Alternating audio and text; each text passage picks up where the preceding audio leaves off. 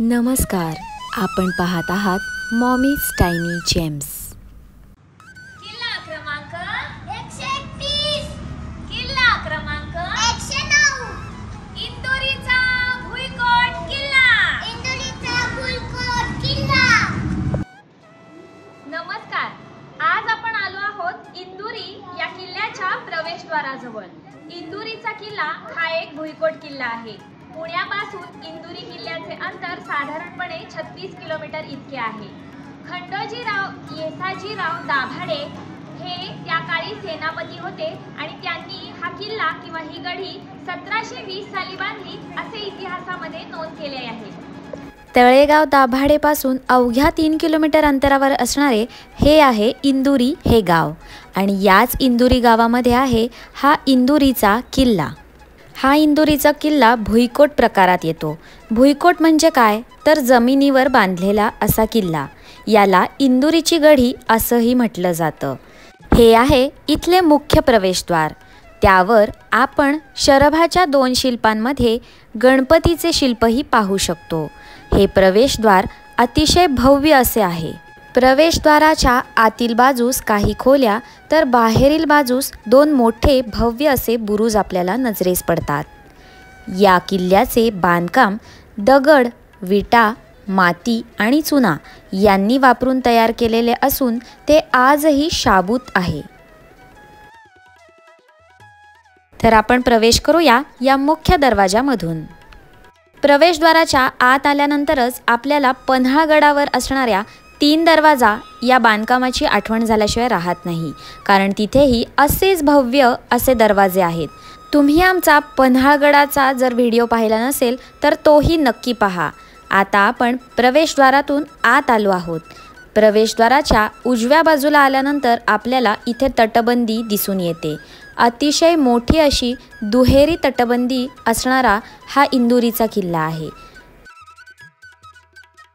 प्रवेशद्वाराच्या आत आल्यानंतर आपल्याला डाव्या बाजूला वर जाण्यासाठी इथे मार्ग दिसत आहे।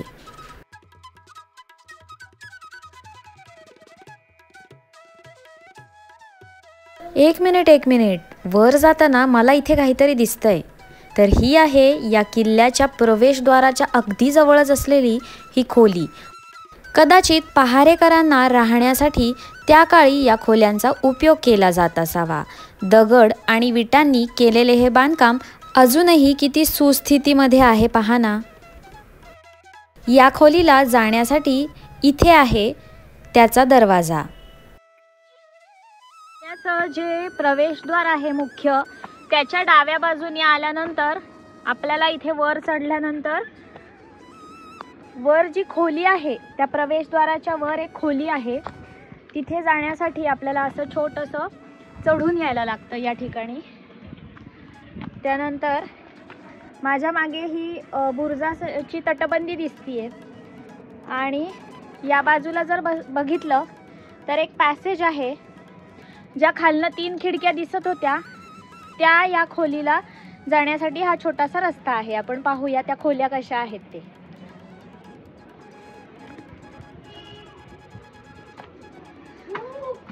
आणि इथूनही वर जाण्यासाठी जिना आहे। म्हणजे प्रवेशद्वार हा जर आपण पहिला मजला धरलं तर आता मी उभी आहे 2ऱ्या मजल्याला आणि या पायऱ्या आपल्याला नेतात ते 3ऱ्या मजल्यावर। म्हणजे थोडक्यात सांगायचं तर आपण प्रवेशद्वाराच्या वरच्या खिडकीतून समोरच्या बाजूला लक्ष ठेवू शकतो। त्या काळी सैनिकही या ठिकाणी बसून पहारा देत असावेत। आता संध्याकाळची वेळ असल्यामुळे थोडासा अंधार आहे, पण आपण या खोल्यांमध्ये जाऊन पाहूयात। हे आहे प्रवेशद्वारावर असणारे दालन। कदाचित हा त्या काळचा नगारखाना सुद्धा असू शकतो, पण ह्यावर असणारी नक्षी अशी दर्शवते आहे की या ठिकाणी सुद्धा कोणीतरी लोक वास्तव्यासाठीच होते। कमळाच्या फुलांच्या पाकळ्या, अनेक नक्षीदार सुंदर अशी पाने फुले, कमानी असणारे दरवाजे हीच या खोल्यांची वैशिष्ट्ये। त्या काळी छत्रपती शिवाजी महाराजांचे अंगरक्षक येसाजी दाभाडे यांचे थोरले पुत्र खंडेराव दाभाडे यांनी 1705 ते 1717 या साली गुजरात प्रांतापर्यंत धडक मारली आणि बडोदा प्रांत काबीज केला आणि त्यावेळी छत्रपती शाहू महाराजांनी दाभाडे घराण्याला सरसेनापती ही पदवी बहाल करून त्यांना सन्मानित करण्यात आले. सरसेनापती खंडेराव दाभाडे यांना वतन म्हणून मिळालेल्या तळेगावला नंतर तळेगाव दाभाडे या नावाने ओळखले जाऊ लागले. या ठिकाणी वस्तू ठेवण्यासाठीची कपाटं किंवा दिवे ठेवण्यासाठीची जागा असावी असं वाटतंय.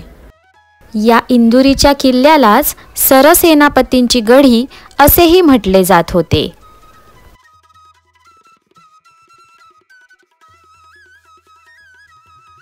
किल्ल्याच्या आतल्या बाजूवर लक्ष ठेवण्यासाठी या खिडकीचा उपयोग केला जात असावा, कारण या बाजूने संपूर्ण तटबंदी, त्यावर नेणाऱ्या पायऱ्या, मागचं मंदिर यावरही आपल्याला लक्ष देता येते. मी मगाशी सांगितल्याप्रमाणे या प्रवेशद्वाराच्या दोन्ही बाजूला उंच आणि भक्कम असे बुरुज आहेत. त्यातील हा उजव्या बाजूचा बुरुज आहे, ज्याचे विटांचे थोडेसे बांधकाम पडलेले आहे. आता आपण या मधल्या भागामधून जाणार आहोत तिसऱ्या मजल्यावर. आपण आलो होतो या दाराने आणि मी तुम्हाला तो वर जिना दाखवला होता. आता आपण जात आहोत त्या जिन्याने वरच्या बाजूला.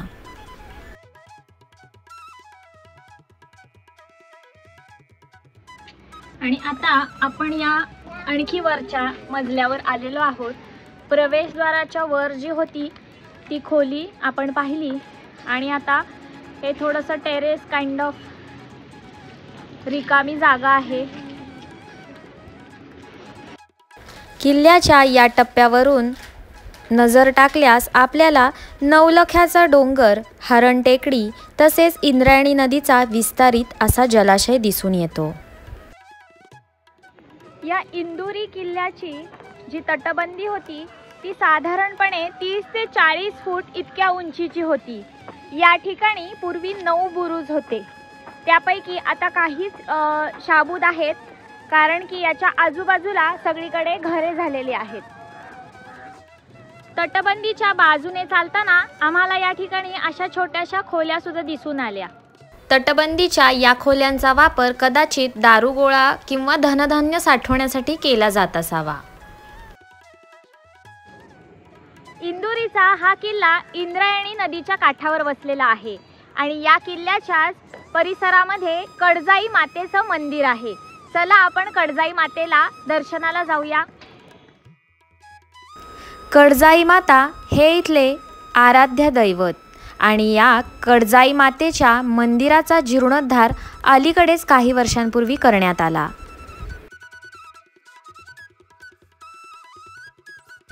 हे आहेत त्या प्राचीन मंदिराचे अवशेष किंवा या काही विरगळी सुद्धा असू शकतात.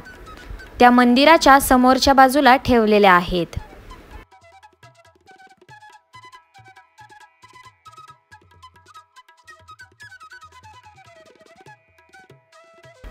अगदी संध्याकाळ झालेली आहे आणि आता मंदिर बंद होण्याची वेळ झालेली आहे.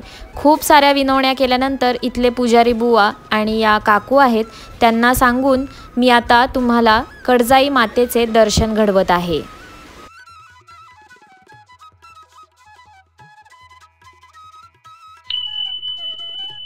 आणि ही आहे कडजाई मातेची प्राचीन, प्रसन्न आणि तितकीच सुंदर अशी मूर्ती.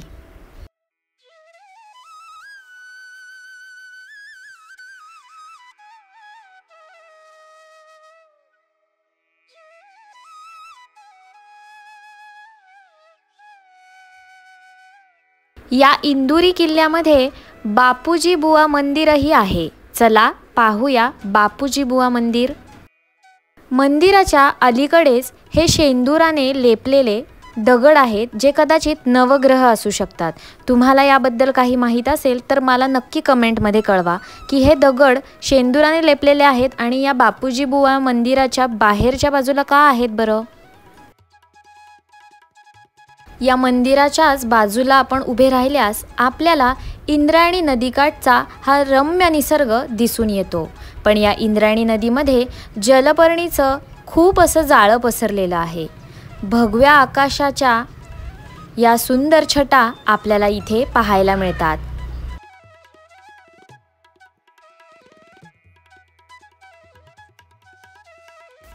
तर मंडळी, हा होता आजचा आपला इंदुरीचा किल्ल्याचा व्हिडिओ. तुम्हाला हा किल्ला आणि आमचा व्हिडिओ कसा वाटला हे कमेंट करून नक्की सांगा. अजूनही आमच्या चॅनलला सबस्क्राईब केलं नसेल तर नक्की सबस्क्राईब करा. Mommy Tiny Gems. धन्यवाद.